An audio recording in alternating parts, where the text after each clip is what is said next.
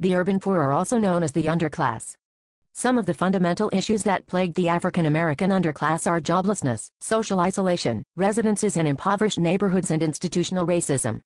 In The Truly Disadvantaged, 1987, William Wilson argued that social isolationism from the mainstream society, not culture, was the common cause of the underclass.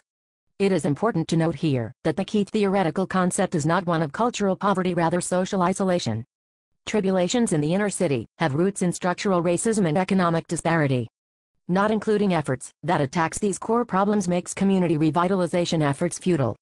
Associations between citizens and their communities, the watched and the watchers, all grew out of systems rooted in structural racism. These systems establish life in the inner city and the regulations by which day-to-day operations are conducted. Structural racism and class inequality negatively affect the way in which policies are implemented, thus reinforcing color lines.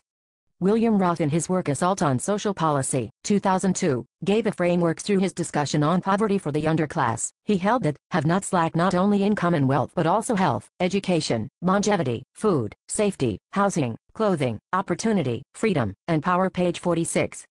While there has been some growth in the black middle class, the underclass has remained intact. The center of gravity for African Americans is the ghetto. The increase in the black middle class is small in comparison to the large and insular African American underclass.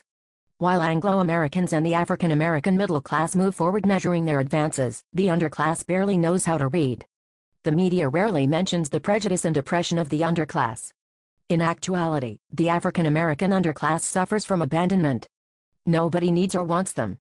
If Middle America does not have the answers to fix the problem of the underclass certainly does not have the answers.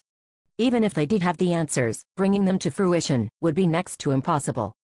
As long as there is no academic urge and entrepreneurial vitality, the ghetto and the underclass will remain permanent. Hispanics, with some difficulty, have been successful in pulling themselves from the trenches of the underclass. Asians are also able to readily pull themselves up, however the forgotten African Americans of the permanent underclass are not as successful. Utilitarians would certainly argue that the well-being of all humans should be treated equally.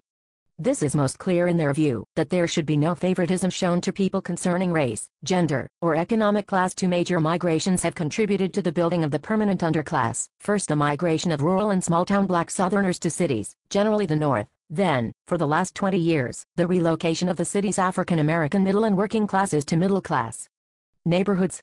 For more than half a century, the problems that now seem overwhelming have been part of the black community.